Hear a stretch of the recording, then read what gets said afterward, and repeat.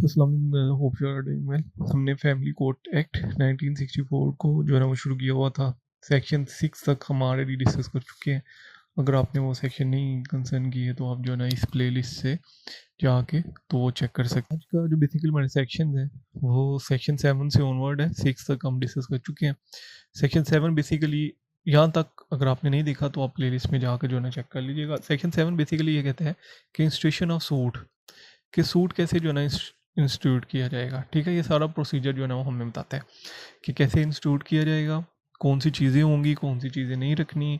ठीक है, ये चीज़ें जो ना इसमें इस सेक्शन में बताई गई हैं। अब इसमें बेसिकली ये बताया गया कि every suit before a family court, सारी बात है फैमिली मैटर है तो फैमिली कोर्ट में ही जाएंगे। शैल बी इंस्टीट्यूटेड, शैल का वर्ड यूज़ हुआ कि मैंडेटरी है कि इंस्टीट्यूट किया जाएगा by the presentation of plaint, कि जित कोई भी अगर आपने सूट फाइल करना है फैमिली कोर्ट में तो आपने जो है ना वो प्रेजेंटेशन ऑफ प्लेंट के थ्रू फाइल करना है। यानी कि एक दावा लिखना है अपने फैमिली दावा, ठीक है, और उस तरह जो है ना वो आपने सूट फाइल करना है। और इन सच अदर मैनर्स या किसी और तरह, and in such court as में भी प्रिस्क्राइब, या अगर किसी और तरह जो है ना वो फैमिली कोर्ट एक्ट में बताया गया है, ठीक है, या कोर्ट कह रही है एंड सच मैनर कोर्ट में भी प्रिस्क्राइब या कोर्ट कह रही है, तो उस तरह जो है ना वो आपने फ्रूट फाइल करना। जनरली बेसिकली ये होता है कि हम जो है ना वो थ्रू प्लेंट जो है यानी कि एक दावा लिखते हैं, फैमिली दावा, ठीक है। सूट अगर रेजोल्यूशन का है या मेंटेनेंस का है तो हम प्लेंट लिखते हैं, जिससे जो है ना वो हम फैमिली कोर्ट में जो है ना वो उस प्लेंट को सबमिट करवा देते हैं और फिर वो जो है ना वो फैमिली जज को मार्क हो जाता है। ठीक है, और फिर जो है ना वो प्रॉपर जो है वो सूट जो है वो उसको प्रोसीड किया जाता है। ठीक है, तो अगर किसी भी पर्सन ने कोई फैमिली डिस्प्यूट हुआ है और वो जो है ना वो कोर्ट में जाना चाह रहा है तो वो सबसे पहले एक दावा लिखेगा। ठीक है, उर्दू में भी लिख सकते हैं, इंग्लिश में भी लिख सकते हैं। तो ये तो यहाँ तक कंफर्म है। उसके बाद सेकंड जो इसका सेक्शन 7 का सब सेक्शन 2 ये कहता है कि प्लेंट शैल कंटेन ऑल मटेरियल फैक्ट, कि प्लेंट में आपने मटेरियल फैक्ट लिखने हैं, सिर्फ मटेरियल फैक्ट लिखने हैं रिलेटिंग टू द डिस्प्यूट, जो कि डिस्प्यूट के रिलेटेड जो है ना मटेरियल फैक्ट होंगे। देखिए, अगर फॉर एग्जांपल मैं रेजोल्यूशन ऑफ मैरिज का जो है ना वो सूट फाइल कर रहा हूँ कोर्ट में, ठीक है, तो अब मैं ये बताना नहीं शुरू कर दूंगा कि जी हम जो ना मेरे जो है ना वो मेल की जो है ना वो बर्थ सो एंड सो ईस्वी में हुई थी और फीमेल की जो है ना वो बर्थ सो एंड सो ईस्वी में हुई थी। मेल पहले जो है ना वो मैट्रिक जो है ना मेल ने यहाँ से किया है और फिर जो है ना बाद में उसने एफएससी की और फिर बीएससी। ये नहीं, इधर लिखा कि मटेरियल फैक्ट, रेलिवेंट फैक्ट जो होंगे वो बताएंगे। अब रेलिवेंट फैक्ट्स कौन से होंगे, यही डेजोल्यूशन ऑफ मैरिज में, कि फॉर एग्जांपल अब मैं डेजोल्यूशन ऑफ मैरिज का सूट फाइल करूँ तो रेलिवेंट फैक्ट ये होंगे कि सबसे पहले आप बताएंगे कि जी मेल और फीमेल की जो मैरिज है वो इस डेट को जो है ना वो सोलमनाइज्ड हुई और अकॉर्डिंग टू मोहम्मदन जो शरीयत लॉ है उसके मुताबिक सोलमनाइज हुई, और इतना जो है ना वो हक मैट जो है ना वो लिखा गया। ठीक है, फिर आप बताएंगे कि प्रॉम्प्ट ऑफर्ड इतना लिखा गया और डेफर्ड ऑफर्ड लिखा गया, और फिर आप ये भी बताएंगे कि कितना जो है ना वो हक में जो है ना मेल की तरफ से पे कर दिया गया। ठीक है, उसके बाद फर्दर आप बताएंगे कि क्या रीज़न थी जिसकी वजह से जो है ना वो अब ये मैरिज डिसॉल्व कर रहे हैं। ठीक है, फीमेल नहीं रहना चाह रही या हस्बैंड नहीं रहना चाह रहा, या क्या क्या रीज़न है कि रहना नहीं चाह रहे, शुरू से ही इनके मामला ख़राब थे या 2 साल के बाद मामला ख़राब हुए। ठीक है, क्या रीज़न हुई मामला ख़राब होने के पीछे, तो ये मटीरियल फैक्ट्स हैं।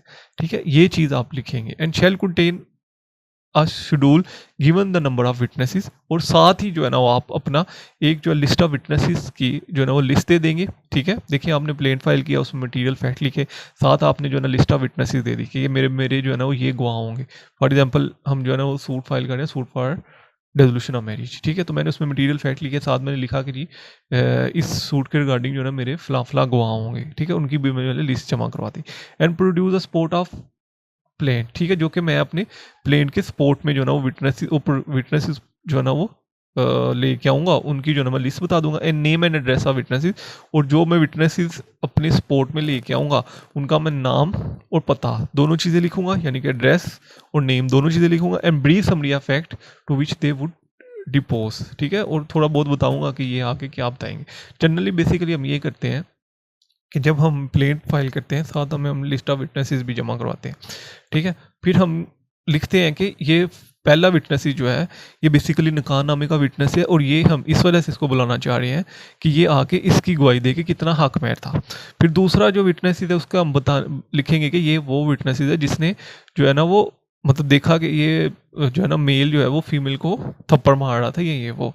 ठीक है, ये आके बताएगा कि जो है ना वो मर्द जो है वो वायलेंस करता था अपनी बीवी पे। ठीक है, थर्ड जो विटनेसेस है वो ये बताएगा कि हक मेर दिया गया था या नहीं दिया गया था। तो ये चीज़ें हम थोड़ा सा बताते भी हैं कोर्ट को कि इस वजह से हम इसको बुला रहे हैं। अब विदाउट एनी रीज़न मैं कहूँ कि जी मैं किसी भी पर्सन को कोर्ट में बुलाऊँ और बाद में उससे कोई मतलब वो कहे कि मुझे तो शादी का पता ही नहीं है, ठीक है, तो इस तरह नहीं होगा। मतलब वो रेलिवेंट जो विटनेसेस होंगे, गवाह खान होंगे, उनको ही बुलाया जाएगा। उसके बाद इसमें कुछ प्रोवाइजो लिखी गई हैं। ये 2 प्रोवाइजो बहुत इंपॉर्टेंट है, ध्यान से सुनिएगा इसमें। Provided that applied for resolution of marriage may contain all claim relating to dower, कि अगर आपने रेजोल्यूशन ऑफ मैरिज का जो है ना वो सूट फाइल करना है तो आपने रिलेटिंग टू डॉवरी, ठीक है, डॉवरी आर्टिकल्स होते हैं जो आपने जहेज वगैरह दिया होता है वो भी आप उसमें क्लेम कर रहे होते हैं, मेंटेनेंस भी क्लेम कर रहे होते हैं, हक मेहर भी लिख रहे होते हैं, और personal property and belongs of wife. For example wife resolution of marriage का, जारी बात है वाइफ ही करेगी रेजोल्यूशन ऑफ मैरिज का क्लेम कि जी मैं अपने हस्बैंड के साथ नहीं रहना चाहती, ठीक है। हस्बैंड को अगर मैरिज डिजॉल्व करें तो वो सीधा डिवोर्स देगा ना, ठीक है। तो वो उसको क्या ज़रूरत है रेजोल्यूशन ऑफ मैरिज का सूट फाइल करने की। तो वो बेसिकली वाइफ अगर रेजोल्यूशन ऑफ मैरिज का सूट फाइल करे तो वो लिखेगी कि मैं इतना जहेज लेके आई थी, ठीक है, मेरी इतनी जो है ना मेंटेनेंस बनती है टिल इद्दत, ठीक है। इद्दत तक आपको पता है कि शरीयत है कि इद्दत तक जो है ना वो हस्बैंड अपनी वाइफ को मेंटेन करेगा। तो मेरी इतनी मेंटेनेंस बनती है, क्योंकि उसमें वाइफ बताएगी कि मेरा हस्बैंड जो है ना वो 1.5 लाख रुपया कमाता है, तो मेरी जो है ना वो एक मंथ की जो है ना इद्दत जो हो, इद्दत ड्यूरिंग इद्दत जो है ना मेंटेनेंस जो है वो इतनी होनी चाहिए। उसके बाद डावर हक मेहर के वाले से लिखेगी कि जी इसने मुझे जो है ना इतना हक मेहर दिया या नहीं दिया, वो सारी चीज़ इसमें लिखेगी। वो प्रॉपर्टी बिलोंग्स यानी कि वो कौन कौन सी प्रॉपर्टी अपने साथ लेके आई थी। फॉर एग्जांपल एक प्लाट उसको गिफ्ट किया गया था किसी पर्सन की तरफ से मैरिज में, ठीक है, जो कि बाद में उसने अपने हस्बैंड को दे दिया, तो वो भी चीज़ लिखेगी बिलोंगिंग्स टू, जो भी चीज़ वो लेके आई थी वो लिखेगी, ठीक है। उसके बाद custody of child, child custody के वाले से, and visitation of right to parents meet the child, और विजिटेशन के वाले से भी जो है ना वो ये चीज़ें जो है वो लिख सकते हैं रेजोल्यूशन ऑफ मैरिज में। अदरवाइज सम टाइम ये होता है कि कस्टडी पोजीशन जो है ना वो सेपरेट फाइल करते हैं और विजिटेशन का शेड्यूल जो है ना वो कोर्ट खुद ही बना देती है, ठीक है। तो ये है कि अगर फीमेल जो है वो रेजोल्यूशन ऑफ मैरिज का सूट फाइल कर रही है तो उसके साथ क्या क्या चीज़ें लिखेगी। उसके बाद अगर provided further that the party may with the permission of court, के प्रोवाइडेड फर्दर यानी कि अगर जो है ना वो party with the permission of court, court की परमिशन से कोर्ट की परमिशन से, कोर्ट की इजाज़त से, call any witnesses to an letter से। देखिए कोई ऐसा विटनेसेस जो कि मैंने लिस्ट ऑफ विटनेसेस में नहीं लिखा, ठीक है। फैमिली कोड अब सीपीसी पे जो है ना वो सीपीसी फैमिली कोड जो फैमिली एक्ट्स है उन पे लागू नहीं होता, यानी कि फैमिली केसेस पे सीपीसी लागू नहीं होता। एक्चुअली ये होता है कि अगर आपने कोई चीज़ लिस्ट ऑफ विटनेसेस में नहीं लिखी तो फिर कोर्ट उसको नहीं बुलाती, यानी कि आप उसको कोर्ट में नहीं बुला सकते, ठीक है। लेकिन फैमिली केसेस में ऐसा होता है कि अगर कोई ऐसा जो है ना वो विटनेसेस जिनको लेटर स्टेज पे बुलाना चाह रही है तो कोर्ट की परमिशन के साथ जो है ना वो कोर्ट कंसीडर सच एविडेंस जो है ना वो एक्सपेंडिड कि उसके एविडेंस जो है ना वो ज़रूरी है, तो in the interest of justice जो है ना वो कोर्ट जो है ना उसको बुला सकती है। इसके लिए ये होता है कि हम एप्लीकेशन देते हैं कि इस जो विटनेस को जो है ना वो बुलाया जाए, क्योंकि इसके लिए ये होता है कि हम जो है ना एक एप्लीकेशन देते हैं कि इस विटनेस को बुलाया जाए कोर्ट में, ठीक है, तो जाके क्योंकि इसकी गवाही बहुत ज़्यादा ज़रूरी है और ये जो है ना वो इस जो केस है, ठीक है, इसको फाइनली कंक्लूजन तक लेके जाएगी इसकी गवाही। तो इस वजह से फिर कोर्ट उसको अलाउ कर देती है और कोर्ट कह देती है कि फर्दर तलबाना जो है ना वो आप जमा करवाएं और फिर जो है ना उस पर्सन को जो है ना वो कोर्ट में बुला लिया जाता है, ठीक है। तो ये था प्रोवाइजो 2 जो हमने पढ़ी। उसके बाद जो सब सेक्शन 3 है सेक्शन 7 का, वो कहता है कि आप इफ वेयर अ प्लेंटिफ सूज और relief upon a document in the possession और पावर, कि फॉर एग्जांपल अगर वो अब देखिए इसी को केस को लेकर चल जाते हैं, हम कहते हैं कि हमने suit for resolution of marriage file किया, तो अगर उसके साथ क्या क्या चीज़ें होनी चाहिए, मटेरियल फैक्ट होनी चाहिए, लिस्ट ऑफ विटनेसेस होनी चाहिए, ठीक है। यहाँ पे हमने पढ़ा कि कौन कौन सी चीज़ें उसने ऐड करनी है, और यहाँ पे हमने एविडेंस के वाले से पढ़ा कि अगर कोई लेटर स्टेज पे किसी विटनेसेस की ज़रूरत है तो कोर्ट उसको बुला सकती है। अब इसमें लिखा है कि प्लेंटिफ जो है वो अपने प्लेंट के साथ डॉक्यूमेंट्स भी लगाएगा, ठीक है, जो कि उसकी फेवर में है, ठीक है, और ऐसे डॉक्यूमेंट्स की लिस्ट भी लिखेगा जो कि जिस पे वो रिलाई कार्ड है, ठीक है। फॉर एग्जांपल देखिए इन केस कि वाइफ जो है वो कहती है कि जी निकाहनामा मेरे पास नहीं है, ठीक है, निकाहनामा मेरे हस्बैंड के पास है जो कि जिससे मैं जो है ना अब मतलब मैरिज जो है ना अपनी डिज़ोल्व करनी खुला लेना चाह रही हूँ या मैरिज जो है ना डिज़ोल्व कराना चाह रही हूँ, ठीक है। तो फिर वो क्या करेगी कि वो उसको लिस्ट ऑफ रिलायंस में लिख देगी कि मैं इन डॉक्यूमेंट्स पे रिलाई कर रही हूँ, ये डॉक्यूमेंट्स मेरी पोजेशन में तो नहीं है, पोजेशन कहते हैं कि मेरे कब्जे में होना, ठीक है, पोजेशन में तो नहीं है, मेरे हस्बैंड के पास है, ठीक है। तो जब आप किसी डॉक्यूमेंट्स पे रिलाई करते हो तो फिर कोर्ट जो है वो बाउंड होती है कि उस डॉक्यूमेंट्स को कोर्ट में प्रोड्यूस करे, ठीक है। फिर कोर्ट ऑर्डर करती है he shall produce in its court with the plaint in present and shall at the time deliver the documents और copy thereof to be filed with the plaint. ठीक है, तो ये यहाँ पे क्या कह रहा है कि अगर प्लेंटिव किसी डॉक्यूमेंट्स पे जो है ना वो रिलाई करना चाह रहा है या किसी कोई डॉक्यूमेंट्स प्लेंटिव की पोजीशन में जो कि उसके स्टांस को स्ट्रॉन्ग करते हैं, तो वो उस उन सारे डॉक्यूमेंट्स को कोर्ट में प्रोड्यूस करेगा। ठीक है, अदरवाइज वो उनकी हम बेसिकली ये करते हैं कि हम उन सारे डॉक्यूमेंट्स की कॉपी लगाते हैं अपने प्लेंट के साथ। ठीक है, फॉर एग्जांपल मैंने suit for dissolution marriage file किया, ठीक है, मैंने उसकी सारी कॉपीज जो है वो साथ अनेक्स कर दी। ठीक है, उसके बाद मैंने क्या किया कि जो मेरे पास डॉक्यूमेंट्स नहीं है मैंने उनको लिस्ट ऑफ रिलायंस में लिख दिया कि ये डॉक्यूमेंट्स मेरे पास नहीं है, ये जो है ना यूनियन काउंसिल के पास है या ये मेरे हस्बैंड के पास है या वट एवर यूज हो। ठीक है, तो वो उसमें लिख दिया। अब फिर क्या होगा कि जब केस जो है ना वो चलेगा, तो जब क्योंकि देखें जो कॉपीज़ होती हैं उनकी एविडेंट्री वैल्यू नहीं होती है।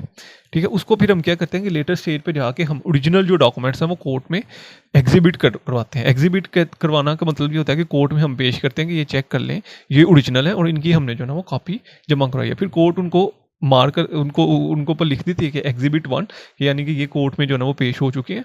ठीक है, और कुछ ऐसे डॉक्यूमेंट जिनकी ओरिजिनल हमारे पास मौजूद नहीं होती तो फिर उनको कोर्ट मार्क कर देती है कि ये मार्क है।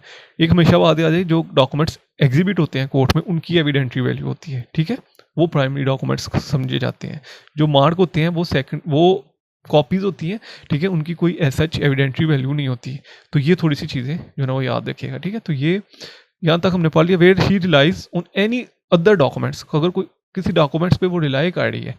ठीक है, फीमेल या जो है ना वो कोई भी पर्सन है जिसने जो है ना वो केस फाइल किया है फैमिली कोर्ट में, नॉट इन देयर पोजेशन और पावर, और उसकी वो डॉक्यूमेंट्स पोजेशन और पावर में नहीं है, as evidence in the spot of claim, और वो डॉक्यूमेंट्स उसकी एविडेंस या उसकी जो भी वो क्लेम कर रही है उसकी सपोर्ट करेंगे। He shall enter into documents as a list of pending to update. ठीक है, देखिए वही मैंने बता दिया कि वो लिस्ट ऑफ जो है ना रिलायंस में उन डॉक्यूमेंट्स का नाम लिखेगी प्रॉपर। ठीक है, उनको फर्स्ट पे अगर फॉर एग्जांपल मैं कहता हूँ कि जी निकाहनामा फीमेल के पास नहीं है तो वो लिखेगी कि फर्स्ट पे निकाहनामा है जो कि मेरे हस्बैंड के पोजीशन में है।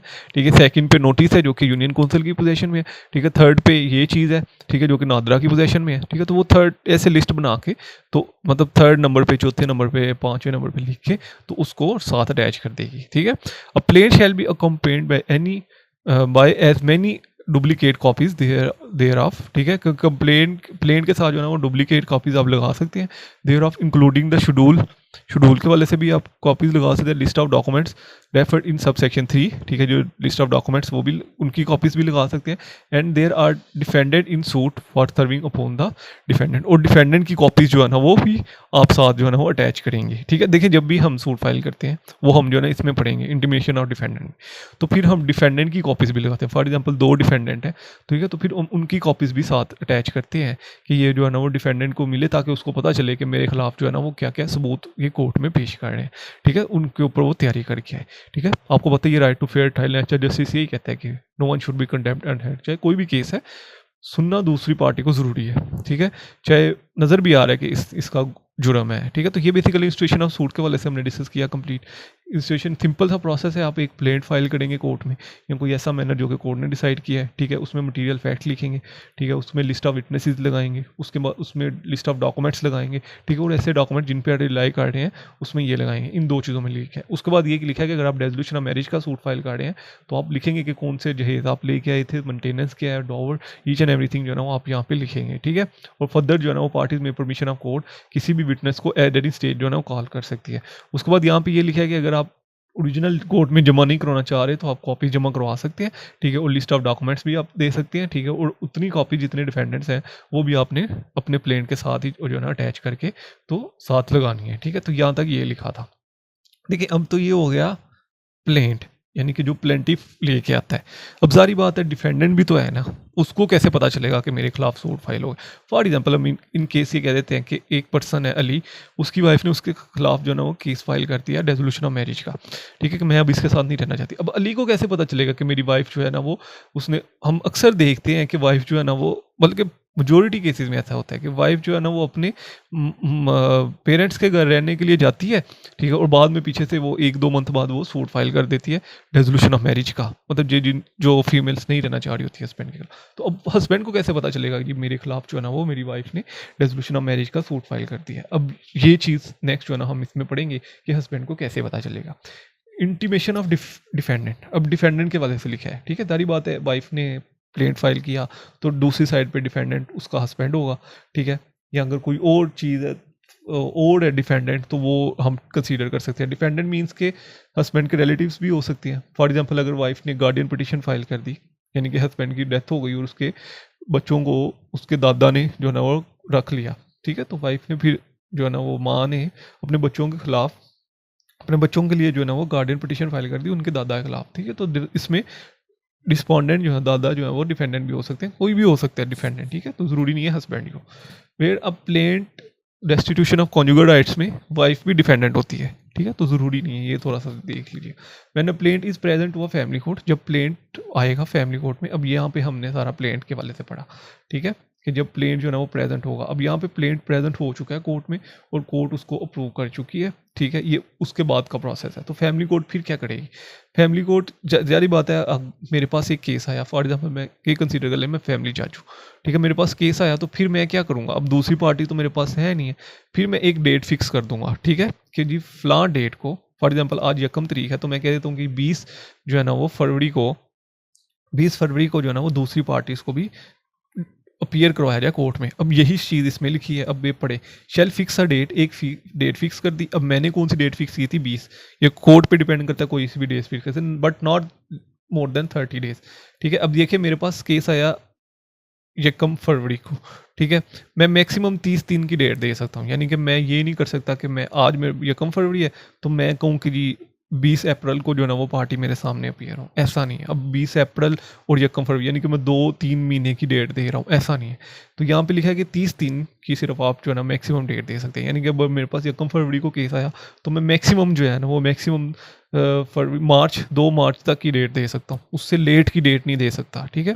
यहाँ पे प्रिजाइडिंग ऑफिसर यानी कि कोर्ट बाउंड है कि वो 30 दिन से कम की डेट थे। तो जब मेरे पास केस आया तो मैंने कौन सी डेट दी थी? 20 फरवरी। तो 20 फरवरी अगर मैंने डेट दी है तो वो पार्टी जो है ना वो डिफेंडेंट जो है ना वो अपीयर हो जाएगा कोर्ट में, ठीक है। अब अपीयर कैसे होगा? उसको कैसे पता चलेगा कि जी मेरे खिलाफ केस फाइल हुआ है और मैंने अपीयर होना है कोर्ट में? फिर उसके लिए क्या होगा कि शैल इशू अ समन, कि जो अब उसके लिए समन इशू किए जाएंगे, ठीक है, to the defendant appear on the date specify दे रही है। अब समन इशू किए जाते हैं डिफेंडेंट के लिए। समन ये होता है कि उसको बुलावा भेजा जाता है कि भाई आए, आपके खिलाफ सूट फाइल हो गया, 20 फरवरी को आपने जो है ना वो इस अदालत में आना है, इस जज के सामने पेश होना है और 8:30 बजे जो है ना वो आपने अदालत में जाना है। फॉर एग्जाम्पल अगर 9 बजे का टाइम है तो हम 9 बजे का टाइम लिख देते हैं, 8:30 का है, 10 का है, जितना भी टाइम है वो फिर हम लिख लेते हैं, ठीक है।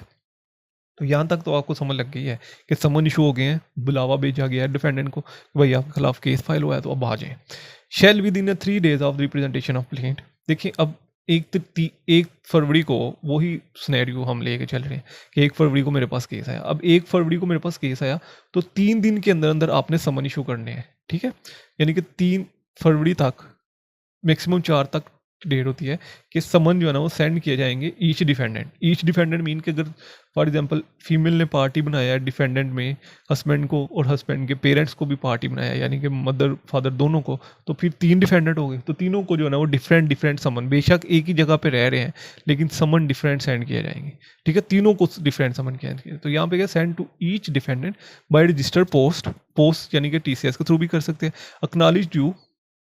अब बेसिकली यहाँ पे ये होता है कि उनको व्हाट्सएप पे भी मैसेज कर दिया जाता है, समन की तस्वीरें लेके व्हाट्सएप पे भी सेंड कर दिया, और कोरियर सर्विसेज, कोई भी कोरियर सर्विसेज या दोनों प्रोसेस जो है ना वो इनिशिएट कर दिया। अब देखिए हम बेसिकली क्या करते हैं कि जब भी हम फैमिली केस फाइल करते हैं तो डिफेंडेंट को हम जो है ना वो व्हाट्सएप पे तस्वीर सेंड कर देते हैं समन की कि भाई हमने फीमेल ने आपके खिलाफ केस फाइल किया है तो आपने इस कोर्ट में जो है ना वो पेश हो जाना है विद इन 3 डेट, 3 दिनों के अंदर। और हम फिर क्या करते हैं कि उसको TCS भी कर देते हैं, ठीक है, TCS या कोई और कोरियर सर्विसेज जो भी है वो हम अडॉप्ट करते हैं जो कि कोर्ट हमें डायरेक्ट करती है। नोटिस टू अ सूट, उसको नोटिस करते हैं together with a copy of plaint.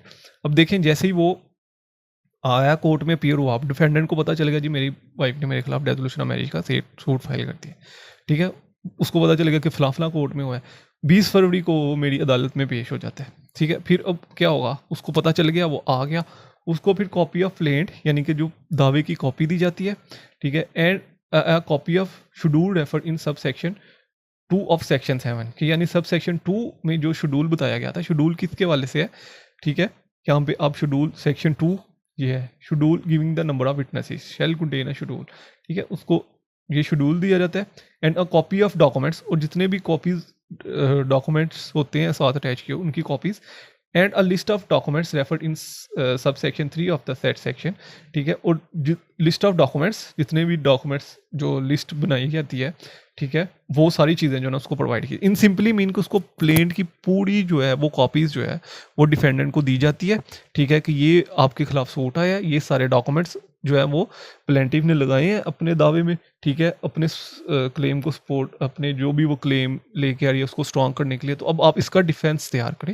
यानी कि आप खुद को तैयार करें और खुद को मजबूत करके कोर्ट में पेश करें, ठीक है। तो यहाँ तक आई होप सो कि आपको समझ लगी। अब यहाँ पे इतना इधर तक हम पहुंच गए हैं, अब इधर तक हम पहुंच गए हैं कि डिफेंडेंट को जो है ना वो डिफेंडेंट जो है ना वो कोर्ट में अपीयर हो गया और उसने अपनी कॉपीज ले ली हैं प्लेंट की और दावे वगैरह की, उसने कॉपी ले ली और सारी चीज़ें ले ली।